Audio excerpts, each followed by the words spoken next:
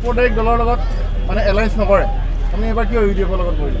UDFক আমি দেখা পাইছোঁ যে হিন্দু মানুহৰ বিৰুদ্ধে আজিলৈকে UDFে কোনো ধৰণৰ মন্তব্য দিয়া নাই। যেহেতু মই মোক ভাল পাওঁ এইটো অন্যায় হ'ব নোৱাৰে, এইটো আপোনাক বেয়া পাওঁ এইটো অন্যায় হ'ব। গতিকে UDFে কোনোদিন হিন্দু মানুহৰ এগেইনষ্টে কোনো কথা কোৱা নাই। গতিকে তেওঁলোক সাম্প্ৰদায়িক দল নহয়। বিগত দিনত আপুনি নিৰ্বাচনত কৈছিলে ৰাইজ চৰকাৰ যিপিনে থাকিব সেইপিনে আপোনালোক থাকিব, এইবাৰ আপুনি ব্যতিক্ৰম কৰিছে।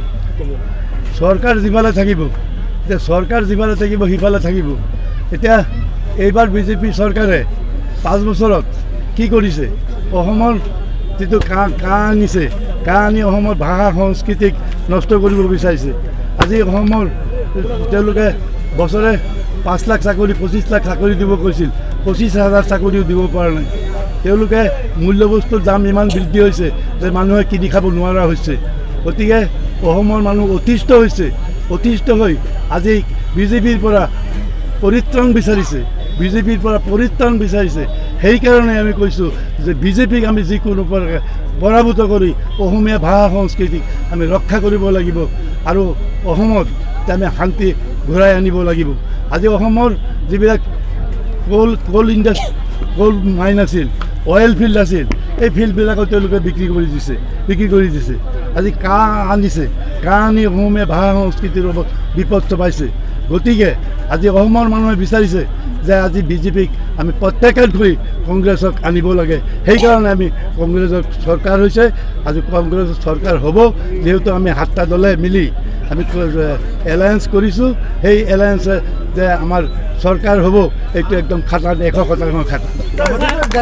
এলায়েন্স বুলি কৈছে 7টা দলে, এটা মাত্ৰ হাগ্ৰামাৰ প্ৰতীক চিহ্নটো আছে, কিন্তু বাকী UDFৰ বা বাকী আপোনাৰ 6টা প্ৰতীক চিহ্নটো দেখা পোৱা নাই, যিটো আপোনাৰ মহাজোঁটত এলায়েন্স হৈছে। কি নাই, এতিয়া 7টা দলৰ লগত এলায়েন্স হৈছে। 7টা দলৰ দি পোষ্টাৰ কৰিব নোৱাৰি। 7টা দলক মিলাই পোষ্টাৰ কৰাটো অসুবিধা আছে, সেইকাৰণে আমি কৰা নাই। আৰু এইমাত্ৰ আপুনি ক'লে যে BJPৰ বহুত দুখ ক'লে, কিন্তু অলপ আগতে আপুনি বাহনত ৰাখিলে যে নিৰ্দলীয়ক ভোট দিয়াতকৈ আপোনালোকে BJPত ভোট দিয়ক, সেই কথাটো অলপ আগতে কৈছে। BJP আপুনি সমৰ্থন নকৰে, আকৌ কৈছে ভোট দিবৰ কাৰণে। মই সেইকাৰণেই কৈছোঁ যে নিৰ্দলীয়ক দিয়া মানে BJPক সহায় কৰা। গতিকে নিৰ্দলীয়ক দি BJP সহায় কৰাতকৈ ডাইৰেক্ট BJPতে দিয়ক। আপুনি মানিছে BJPত ভোট দিব লাগে? BJPত ভোট দিব বুলি মানা নাই। মই কৈছোঁ যিহেতু নিৰ্দলীয়ক ভোট দিয়া মানে BJPক ভোট দিয়া, BJP সহায় কৰে। বাখনত কৈছিলে নিৰ্দলীয়ৰ পৰা আজিলৈকে MLA হোৱা নাই, যিটো এইফালে ইলিয়াছ আলী হৈছিল, এইফালে হীৰামণি MP হৈছিল। কি ক'ব আপোনাৰ? নাই, কুচিত হঠাৎ কোনোদিন হোৱা নাই বুলি কৈছে ৰাজ্য। কুচিত হঠাৎ কেতিয়াবা হয়, কুচিত হঠাৎ কেতিয়াবা। এই যে এইবাৰ যিটো হৈছে তাত কোনো নিৰ্দলীয় MLA আছে নেকি? কোনো নিৰ্দলীয় MLA নাই। লাহৰীঘাটত তাৰ লগত প্ৰতিদ্বন্দ্বিতা হ'ব আপোনালোকৰ? লাহৰীঘাটত আমাৰ প্ৰতিদ্বন্দ্বিতা হ'ব নিৰ্দলীয় লগত।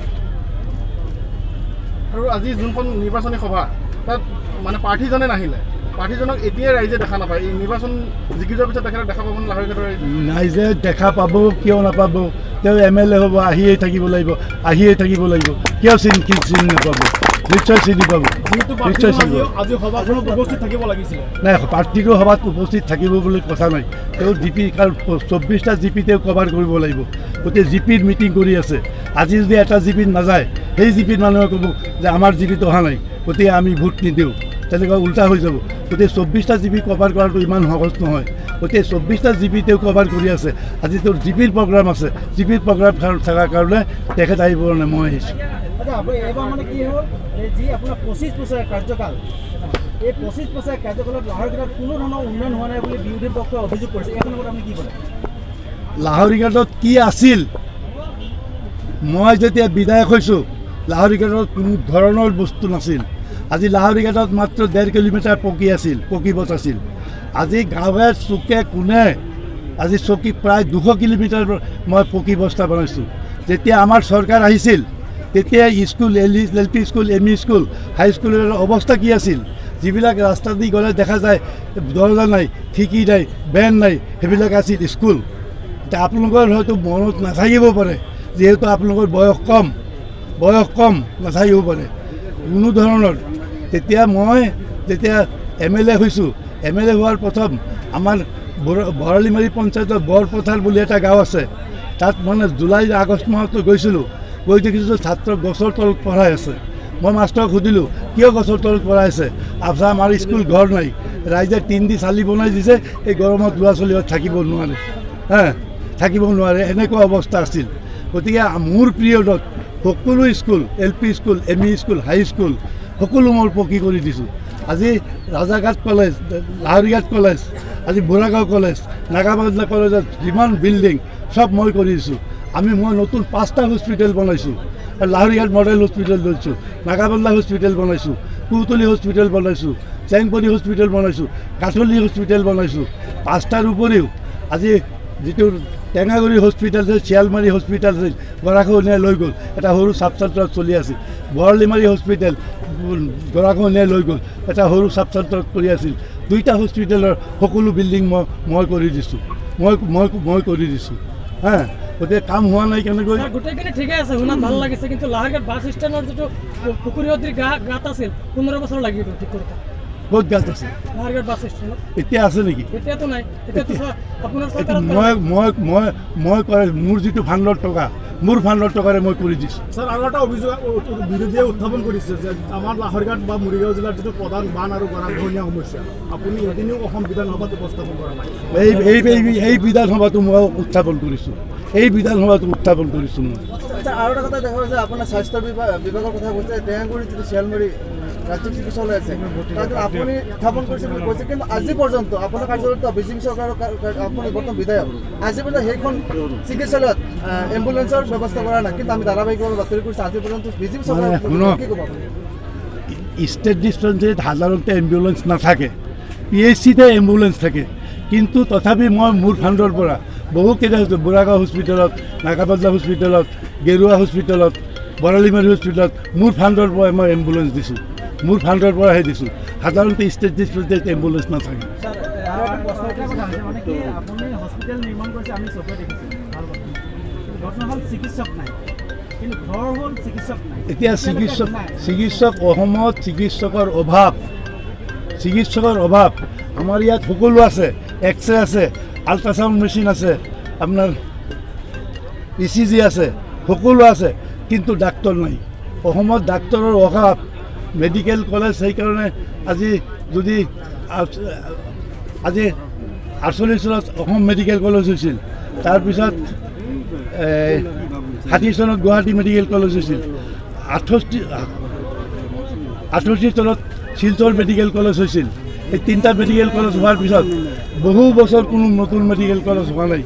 আমাৰ চৰকাৰ আহি প্ৰথমতে যোৰহাট মেডিকেল কলেজ, আপোনাৰ বৰপেটা মেডিকেল কলেজ, আপোনাৰ তেজপুৰ মেডিকেল কলেজ আমাৰ চৰকাৰৰ দিনত কৰা হৈছে, আৰু আমাৰ চৰকাৰৰ দিনত চেংচন হৈ আছিল নগাঁও মেডিকেল কলেজ, আমাৰ চৰকাৰৰ দিনত চেংচন হোৱা, ধুবুৰী মেডিকেল কলেজ আমাৰ দিনত চেংচন হোৱা, আজি ডিব্ৰুগড় লখিমপুৰ মেডিকেল কলেজ আমাৰ দিনত চেংচন হৈ আছিল। গতিকে এই মেডিকেল কলেজ যদি আগতে প্ৰত্যেক 10 বছৰে যদি এটা মেডিকেল কলেজ হ'লহেঁতেন, তেতিয়া 7-8টা মেডিকেল কলেজ থাকিলে, 8-10টা মেডিকেল কলেজ থাকিলে ডাক্তৰৰ কোনো অভাৱ নহ'লহেঁতেন। এতিয়া ডাক্তৰৰ অভাৱ, ডাক্তৰ দিব নোৱাৰে। এতিয়া মই বনাইছোঁ, বস্তু চব আছে, কিন্তু ডাক্তৰৰ অভাৱ, ডাক্তৰ দিব নোৱাৰে। বানপানীৰ সময়ত আপুনি কৈছিলে যে আপোনাৰ চৰকাৰে এইকাৰণে সাহায্য দিব নোৱাৰে, ৰাইজে প্ৰশ্ন কৰিছে, এতিয়া আপোনাৰ উত্তৰ হৈ আপুনি কোটি টকা খৰচ কৰি আছে, যিহেতু আপুনি বানপানীৰ সময়ত ৰাইজে সাহায্য দিব নোৱাৰিলে, এতিয়া টকা কোনে কৈছে মই সাহায্য দিব পাৰোঁ? মোৰ বেমাৰ আছিল, মই আহিব পৰা নাই, কিন্তু চাউল মই সকলো জিপিতে দি আছোঁ, সকলো জিপিতে মই চাউল দি আছোঁ, সকলো জিপিতে মই চাউল দি আছোঁ। সেই চাউল কেৱল কংগ্ৰেছ কৰ্মীৰ কাৰণে আছিল, কংগ্ৰেছ কৰ্মীৰ কাৰণে কিয় থাকিব? সেইটো হ'ব নোৱাৰে, যি দুখীয়া মানুহসকলক দিয়াৰ কাৰণে। এটা কথা সেই চাউল কেৱল তেওঁলোকে কংগ্ৰেছ কৰ্মীক দিব লাগে বুলি কংগ্ৰেছ কৰ্মীকহে বিতৰণ কৰিছে, কিন্তু সেই মহামাৰীটো কিন্তু অকল কংগ্ৰেছ বা বিজেপিৰ কাৰণে অহা নাছিল। নহয়, কংগ্ৰেছ বিজেপিৰ কাৰণে, দুখীয়াৰ কাৰণে আহিছোঁ, দুখীয়াৰ কাৰণে দিছোঁ মই, দুখীয়াৰ কাৰণে দিছোঁ, দুখীয়াৰ কাৰণে কৰিছোঁ। আৰু যদি ভৱিষ্যতে মই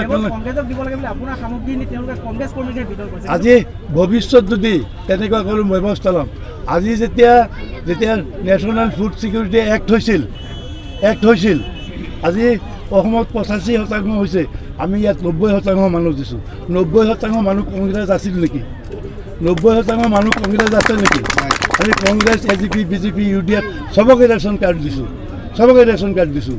আজি যদি আমি আমাৰ দিনত নেশ্যনেল ফুড ছিকিউৰিটি নহ'লহেঁতেন আৰু আমি যদি ৰেচন কাৰ্ড নিদিলোহেঁতেন, এতিয়া BJP চৰকাৰ দিনত BJPয়ে খালি তেওঁলোকৰ মানুহক দিলেহেঁতেন। আজি যিটো এই কৃষি লোন হৈছে একমাত্ৰ BJPৰ কৰ্মীবিলাকে পাইছে, আমাৰ কংগ্ৰেছ কৰ্মী কোনেও পোৱা নাই।